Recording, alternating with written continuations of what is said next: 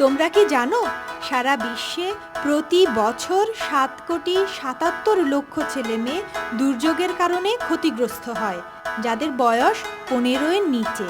দুর্যোগ প্রবণ এলাকার মানুষ যদি এ ব্যাপারে একটু সচেতন থাকে, তাহলে তারা তাদের জানমাল রক্ষা করতে পারে।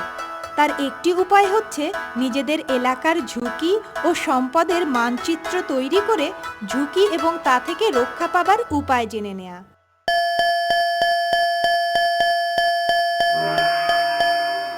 দেখো দেখো, আমাদের বাসাটা না ঝুঁকিমুক্ত, কিন্তু আমাদের বাসাটা না ঝুঁকিপূর্ণ। এই দেখো।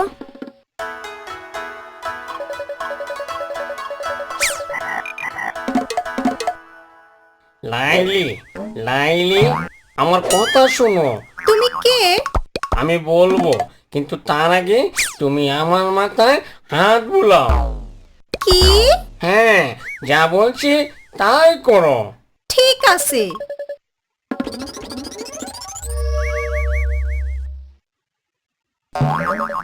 দুর্যোগের কারণে তোমার তো মন খারাপ, তাই না? তুমি কেমনে জানো? আমি সব জানি। আমি এও জানি যে তুমি দুর্যোগ কবলিত মানুষকে সাহায্য করতে চাও। কিন্তু কেমনে? আমি তো ছোট, আর আমি এত জায়গায় যাবো কেমনে? আমি তোমাকে এমন ক্ষমতা দেব যাতে তুমি যে কোনো জায়গায় মুহূর্তের মধ্যেই চলে যেতে পারো। কিন্তু আমি দুর্যোগের খবর পাবো কেমনে? আমি সব সময় তোমাকে খবর দিব, তবে ব্যাঙ হয়ে। তাইলে তো খুব মজা হইব।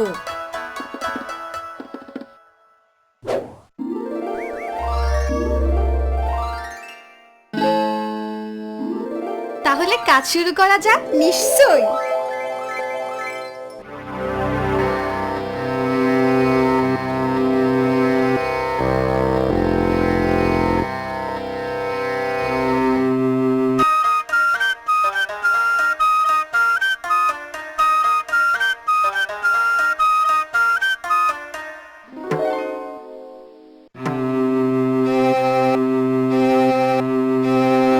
কি হয়েছে চাচা, তোমার মন খারাপ কেন?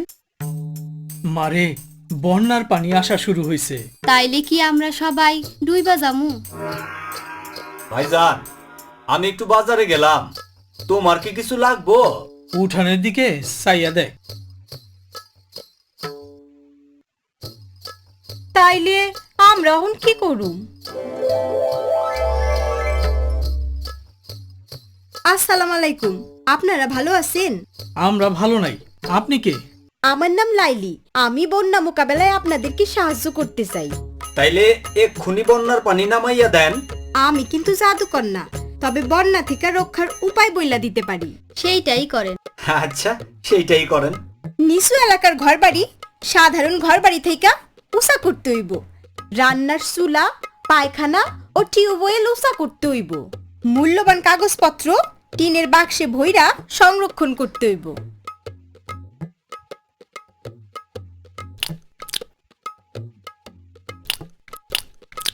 মজা, তাই না?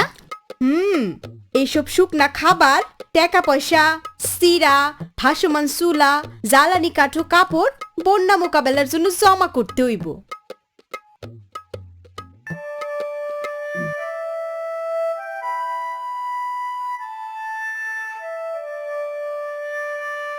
বন্যার পানি তাইলে কমতাছে। বন্যার পানি যদি আরো বাড়ে, তাইলে আমাকে তো বন্যার আগেই ভিটা উঁচু করণ দরকার। এখন তো অনেক দেরি হয়ে গেল। তাইলে আমরা অবশ্যই বন্যার আশ্রয় কেন্দ্রে যাবো। আর এ সময় আমাদের প্রথমেই প্রতিবন্ধী শিশুদের নিয়ে আলাদা করে চিন্তা করতে হইব। তাই সিমির কথা সবার আগে ভাবতে হইব। ও নিজ থেকে দ্রুত হাঁটতে পারবো না, আমরা অবশ্যই তারে সবার আগে আশ্রয় কেন্দ্রে নিয়ে যাবো। সাথে সাথে বয়স্ক লোক এবং আশ্রয় কেন্দ্রের ছোট ছেলে মেয়েদের প্রতি লক্ষ্য রাখতে হইব। মেয়েরা এই সময় কিন্তু শারীরিক নির্যাতনের শিকার হইতে পারে। এইটা এক্কেবারে ঠিক বলছো। আর বন্যার পর টিউবওয়েলের পানি আধা ঘন্টা চাইপা ফালায়া তারপর খাইতে হইব। এই সময় অনেকেরই ডায়রিয়া হয়, তাই খাবার স্যালাইন খাইতে হইব। আর দুর্যোগের সময় আমরা অবশ্যই ইউনিয়ন পরিষদ চেয়ারম্যানের কাছে যাব, যেন তারা দুর্যোগ প্রস্তুতি কমিটির মিটিং করেন। এই সময় আমরাও সবাই প্রতিদিন দেখা করব এবং একে অপরকে সাহায্য করব।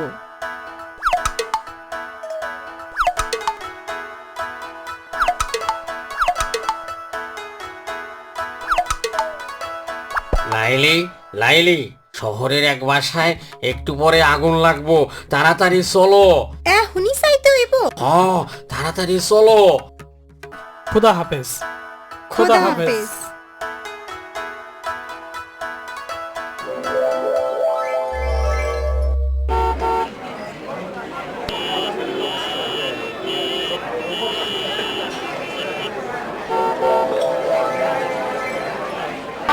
আরে আপনি কি জাদুকর?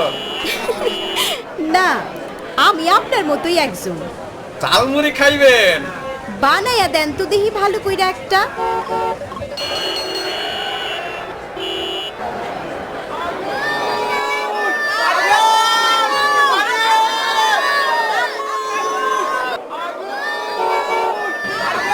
আরে আরে আমার টাকা!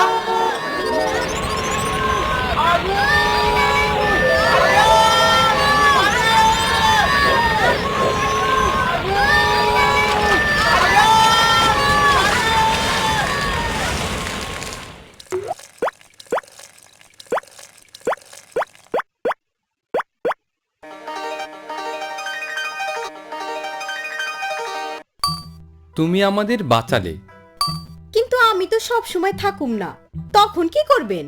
একটু সাবধান থাকলে আর এটা হইব না। বৈদ্যুতিক শর্ট সার্কিট আগুন লাগানোর একটা বড় কারণ, তাই পুরানো সব তার বদলাইতে হইব। বাচ্চা গো আগুন থেকে দূরে রাখবেন এবং আগুন নিয়ে তাদের খেলতে দিবেন না। আর চুলা কখনোই জ্বালায় রেখা যাইবেন না। আগুন লাগলে তো পানি দরকার, কিন্তু সেটা তো সব সময় থাকে না। সেই জন্যই সব সময় এক বালতি পানি হাতের কাছে রাখতে হইব। আর হাতের কাছে ফায়ার সার্ভিসের নাম্বার রাখবেন। বেশিরভাগ লোকই মারা যায় আগুনের ধোঁয়া নিঃশ্বাসের সাথে গেলে। কারো শরীরে আগুন লাগলে তাকে অবশ্যই মাটিতে গড়াগড়ি করাইতে হইব এবং সম্ভব হইলে কম্বল দিয়া নিজেরে জড়াই নিতে হইব। এইভাবে আমরা বাঁচতে পারি। ধন্যবাদ। কিন্তু তোমার পরিচয়? আমি আপনাদেরই একজন। তবে শুধু আগুন থেকে বাঁচলেই হইব না। শহরের আর একটা সমস্যা হইল ভূমিকম্প। কিন্তু ভূমিকম্প হলে তো আর থামানো যাবে না। তা যাইব না, তবে ভূমিকম্প শুরু হইলে খাট বা টেবিলের নিচে গিয়ে আশ্রয় নিতে হইব। এই সময় বাসার বাইরে দৌড়ানো যাইব না, তাতে আপনাদের উপর কিছু ভাইঙ্গা পড়তে পারে। এক জায়গায় কোনো কিছুর নিচে স্থির হইয়া থাকতে হইব। আমার পুতুলগুলো কিন্তু আমি নেবই। আমি তাইলে যাই। তুমি যাবার আগে আমাদের বলো, এরকম দুর্যোগ বারবার কেন হচ্ছে এবং এক্ষেত্রে আমাদের কি করা উচিত? এইটা কেউ নির্দিষ্টভাবে বলতে পারবো না। বন্যা এবং সাইক্লোনের একটা কারণ হইতে পারে যে পৃথিবীর আবহাওয়া পরিবর্তন হইতাছে, গরম বাড়তাছে, দীর্ঘস্থায়ী শুষ্কতা বাড়তাছে। গ্রিন হাউস পরিবেশকে অনেক বেশি ক্ষতিগ্রস্ত করতেছে, যা আমরাই তৈরি করতেছি। এর কারণ হইল গাড়ির কালো ধোঁয়া, কলকারখানার কালো ধোঁয়া, ইটের ভাটা এবং ফসলে অতিরিক্ত সার দেওয়া। এছাড়া বন ধ্বংস এবং ঠিকমতো ভূমি ব্যবহার না করার ফলে দুর্যোগের হার আর এর তাণ্ডব বাইরা যাইতাছে। তাহলে আমরা কি করব? আগে থেকেই আমাদেরকে দুর্যোগ প্রস্তুতি ও মোকাবেলার জন্য সচেতন হইতে হইব।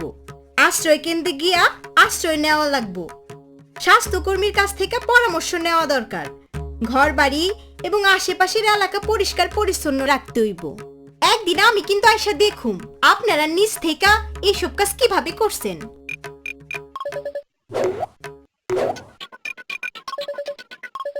খালি জালমুড়ি খেলে গইব, সমুদ্র উপকূলে জলোচ্ছ্বাস হইব। চলো সেখানে। এখনই যাইতে হইব। তোমার অনেক দায়িত্ব। ঠিক আছে, চলো।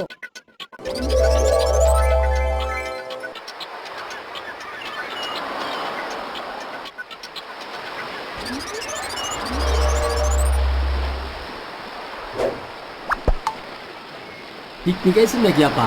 তাড়াতাড়ি চলে যান, মনে হয় সাইকেল নইব। তাই নাকি? তাইলে আপনারা কি করবেন? আল্লাহ যা কপালে রাখছে, হায়াত থাকলে বাঁচমু। কিন্তু চেষ্টা তো করতে হইব, তাই না?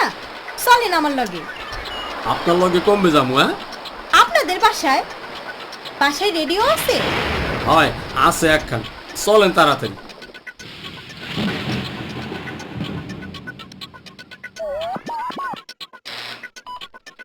সব সময় রেডিও বা টেলিভিশন থাইকা পূর্বাভাস শুনতে হইব। উপকূলের সবাইকে 10 নম্বর মহাবিপদ সংকেত দেখাতে বলা হয়েছে এবং সবাইকে নিকটস্থ আশ্রয় কেন্দ্রে যাওয়ার অনুরোধ করা হচ্ছে। মোর ঘরের জিনিসপত্র কি হইবে আপা? শুধুমাত্র শুকনা খাবার, প্রয়োজনীয় কাগজ, টাকা পয়সা এবং শীতের কাপড় আলাদা কইরা রাখেন। সাইক্লোনের আগে আপনাদের বাড়ির পশু পাখি নিরাপদ জায়গায় রাখতে হইব। কে কান্দে? ওই মোর বাচ্চা আর ওর মায়া আছে লগে। এই সময় বাচ্চা, মহিলা ও বুড়া লোকের প্রতি আলাদা খেয়াল রাখবেন, বিশেষ করে প্রতিবন্ধী শিশুদের। তাই আমাদের প্রথম দায়িত্ব তাদের সেখানে নিয়ে যাওয়া। এখন তাড়াতাড়ি আশ্রয় কেন্দ্রে চলেন।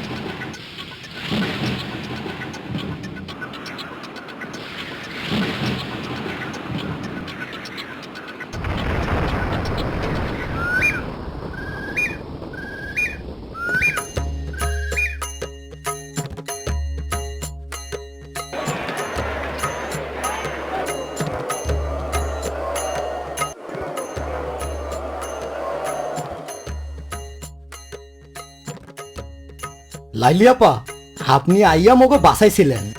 ঠিক আছে, তবে এখনো আপনাদের বিপদ কিন্তু শেষ হয় নাই।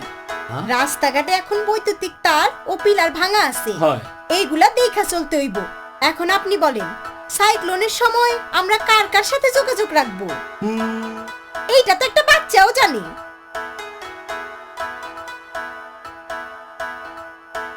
সাইক্লোনের সময় যার যার সাথে যোগাযোগ করতে হইব তাদের নাম লিখো। এইটা তো সোজা। আমি তখন দুর্যোগ ব্যবস্থাপনা কমিটির সদস্য আর সিপিপি কর্মীর সাথে যোগাযোগ করব। এখন একেবারে ক্লিয়ার। আমি অবশ্যই এইগুলা মোর মাইয়ারে বুঝামু। 20 বছর পর মোর মাইয়া ইঞ্জিনিয়ার হইবে, বুঝছো? ভালো, তাই 20 বছর পর আপনাদের সব বাসা পানির নিচে তলায় যাইব, কারণ সাগরের পানির উচ্চতা বাড়তাছে। আপা তাইলে মোরা হি করমু? সেই ক্ষেত্রে এসব পরিস্থিতির সাথে মানায় নিতে হইব।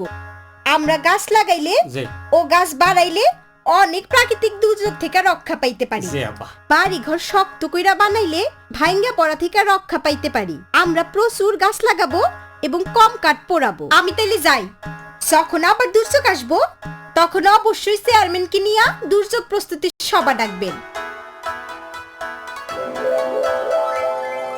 তুমি খুব ভালো কাজ করেছো লাইলি।